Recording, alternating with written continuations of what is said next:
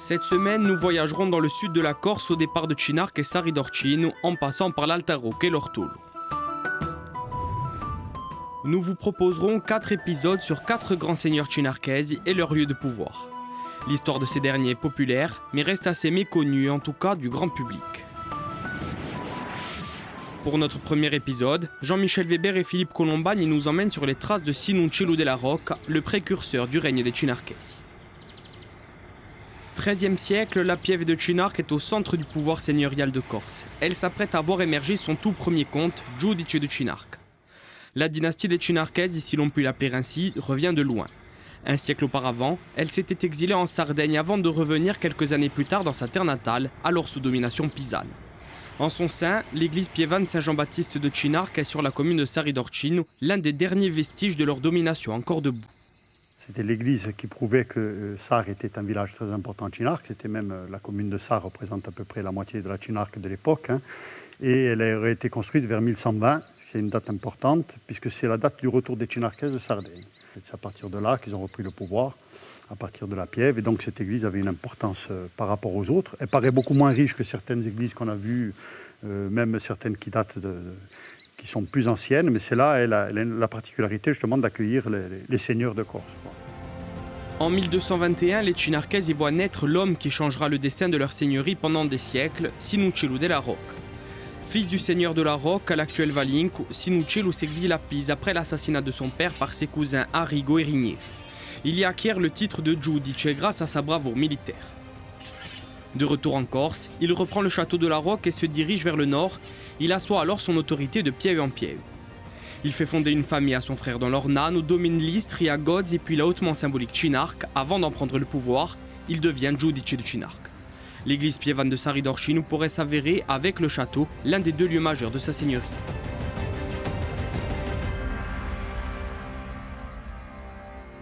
Lui, il est originaire de la Rocca. Mais petit à petit, il va réussir à prendre le contrôle de la seigneurie qui se trouve ici, c'est-à-dire la vieille seigneurie de Cinarca. Et effectivement, on peut supposer que le château de Cinarca n'étant pas très loin d'ici, c'est une église qu'il a pu fréquenter à la fois en tant que seigneur, en tant que croyant, pour assister à des cérémonies ou à des réunions publiques, on dirait aujourd'hui, qui pouvaient se faire devant cette église. Après, il n'est pas particulièrement attesté qu'il soit venu à cette église en particulier. En réalité, une logique de vengeance habite le seigneur de la Rocca. Il entend reprendre les terres dominées par ses cousins, les assassins de son père, et leur faire payer leurs crimes. Le château de Cinarca est au cœur des convoitises du seigneur. On est arrivé au château de Cinarca, c'est un lieu magnifique qui est occupé depuis le néolithique, une forte occupation à l'âge de bronze. C'était le château majeur, mais il était entouré sur toutes les crêtes, il y avait des châteaux.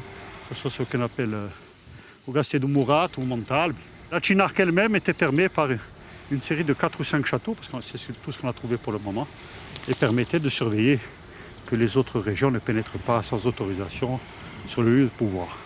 Le château dit de Capradia, au-delà de la symbolique, est une véritable forteresse avancée dans la vallée. Nous sommes à la partie la plus haute, la partie sommitale. Juste devant moi, il y avait une tour carrée qui était assez haute.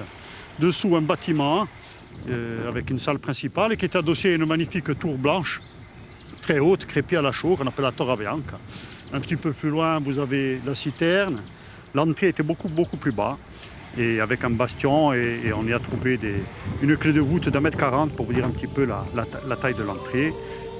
Une fois sa vengeance achevée, Giudice étend son pouvoir en Catène, puis en Balagne, où il est au fur et à mesure considéré comme un seigneur bon et pris de justice. Il réunit alors les 3 conditions pour accéder au comtat et obtenir la fameuse baguette de comte de Corse en 1264. Le seul moyen de devenir comte, c'est évidemment de tenir le château, d'être sans Cinarchese et d'être élu par une veduta qui se déroulait du côté de la Marianne. Et à ce moment-là, on pouvait régner sur la Corse et après, il s'agissait d'être accepté ou non par les populations. C'était différent. C'est l'endroit stratégique parce que c'est l'endroit d'où est né le sang cinarchese. À ce titre, Giudice est aussi et surtout au cœur d'une bataille géopolitique, celle entre Pise et Gênes. Les 2 communes se disputent la domination de la Corse et toutes 2 ont besoin d'un appui de poids sur place. Traditionnellement alliés de Gênes, les Cinarchesi prennent alors le contre-pied face à la concurrence et à la volonté d'expansion génoise dans l'île. La chronique de Giovanni Della Grossa nous explique le positionnement du comte. Pas de chance, il fait une alliance avec les Pisans juste avant une guerre qui va tourner au désavantage des Pisans, puisque en 1284, il y a une grande bataille navale entre les Pisans et les Génois, la bataille de la Méloria. Et ce sont les Génois qui gagnent, mais qui gagnent, c'est-à-dire qui écrasent la flotte pisane. Donc, et évidemment, ils vont faire payer à Giudice sa trahison, c'est-à-dire que les Génois n'apprécient pas beaucoup que Giudice ait tourné kazakh. Et comme il a joué le mauvais cheval, il va se retrouver mis en difficulté. Face à la pression génoise et des autres seigneurs, Giudice se replie dans sa seigneurie de la Rocque en 1284. Trahi et capturé, il meurt à Gênes à l'âge de 91 ans. Grâce aux alliances et à ses relations, Giudice de Cinarca laisse derrière lui une immense dynastie qui se distingue en 4 maisons. Les Ornano-Bodzi, Istria, Dalek et Della Rocca.